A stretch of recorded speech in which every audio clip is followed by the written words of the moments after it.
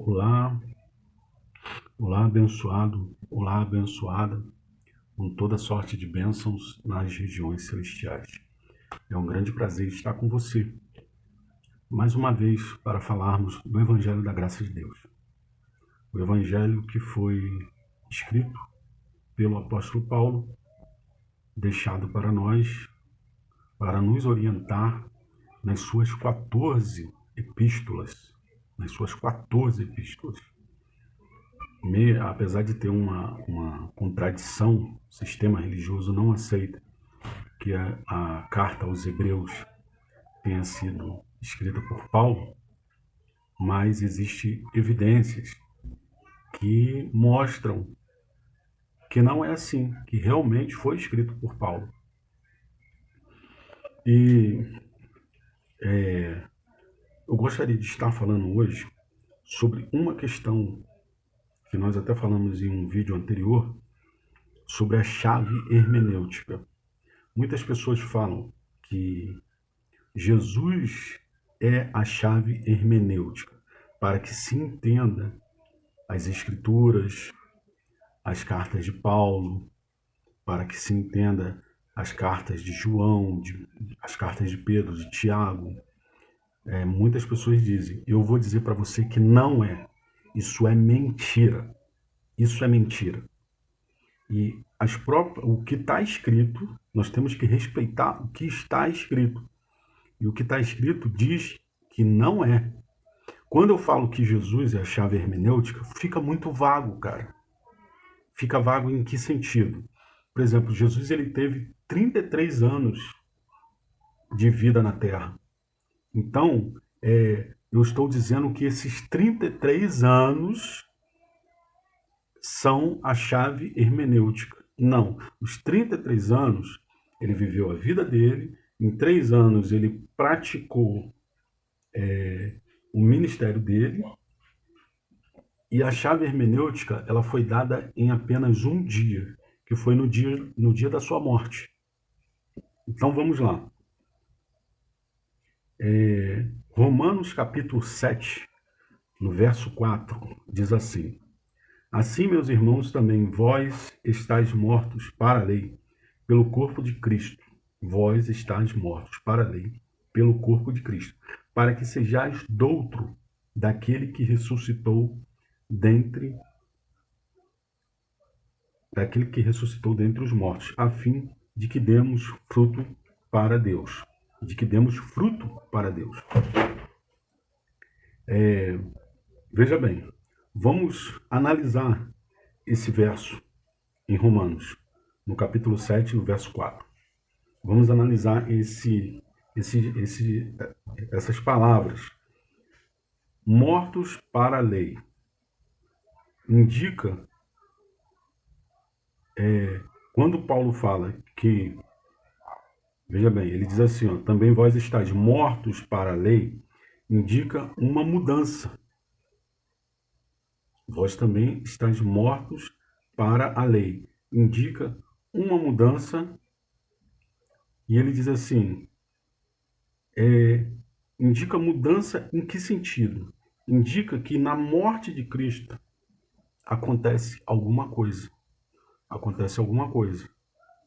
Assim, ó, meus irmãos, também vós estáis mortos. Está indicando que a morte dele tinha uma certa relevância. Existia alguma coisa por trás da morte de Cristo. Vamos lá. Estáis mortos para a lei pelo corpo. Então, o que está dizendo aqui, o que Paulo está dizendo, que o corpo de Jesus, ele estava representando os nossos corpos. Estava representando o nosso corpo, o corpo seu, o meu corpo e o corpo das pessoas que estavam naquela época. E até mesmo, eu poderia até dizer que até mesmo estava representando o corpo daquelas pessoas que já morreram, que já tinham morrido antes da morte de Cristo na cruz. Então, pelo corpo, eu estou morto pelo corpo de Cristo, indica que ele estava tomando o lugar de substituto. Vamos lá. para que sejais douto. Agora, para que sejais douto o quê? Agora Paulo está dizendo que antes da cruz havia um ministério. Antes da cruz havia um serviço. Se matava ovelha, se matava pombo, se matava boi. Tinha várias questões que eram, que aconteciam ali em relação àquela morte. Antes da morte de Cristo na cruz, existia o templo, era prestado o serviço, existia existia a exigência da lei, que era, por exemplo, se uma pessoa fosse pega em adultério, ela seria apedrejada, entendeu? Você matar uma pessoa não seria assassinato. Se uma pessoa perdesse o olho por causa de outra pessoa, aquela pessoa teria que perder o olho também, segundo a lei. Se perdesse um braço, teria que perder o braço também. Então, para vocês verem o nível do que era a lei de Moisés. Eu costumo dizer que existe um grupo radical aí, que eles são os maiores representantes da lei de Moisés. São os maiores representantes, entendeu? É um grupo odiado no mundo inteiro. Que eu não vou falar um grupo terrorista, eu não vou falar qual grupo é, mas eles praticam a lei de Moisés, entendeu? Eles fazem suas vítimas em nome da lei de Moisés. Então, diz aqui, para que sejais douto, uma mudança de ministério, uma mudança de serviço. Aí vem a fechadura, ela foi trocada. A fechadura, antes de Cristo morrer na cruz, era Moisés. Por isso que Paulo fala que Cristo foi ministro da circuncisão. Eu vou tentar achar esse verso, volto com vocês. Calma aí. Veja bem aqui em Romanos, capítulo 15, diz assim: digo, pois, que Jesus Cristo foi ministro da circuncisão por causa da verdade de Deus, para que confirmasse as promessas feitas aos pais. Então, o que acontece? As Escrituras dizem que Cristo, ele foi ministro da circuncisão. E por que ele foi ministro da circuncisão? Ele teve que viver debaixo da lei de Moisés para poder cumprir a lei, para poder ser o nosso substituto. Foi por isso que ele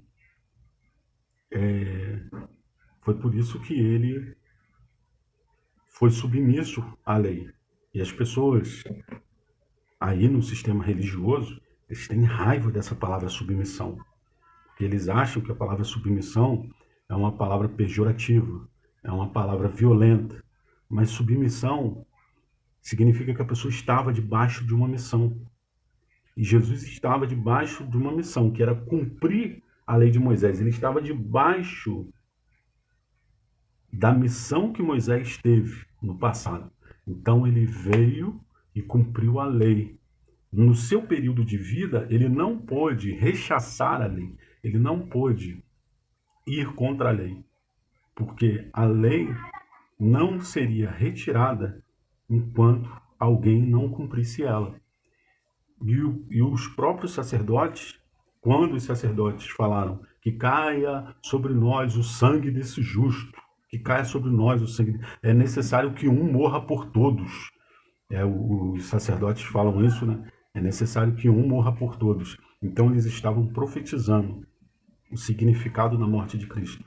E Cristo morreu por todos nós. Morreu por mim e morreu por você.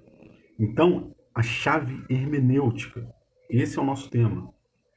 Vamos lá. A lei de Moisés, ela nunca deu fruto. O único fruto que a lei de Moisés produziu foi o ódio. Por isso, tinha que vir a nova aliança, tinha que vir uma nova aliança, uma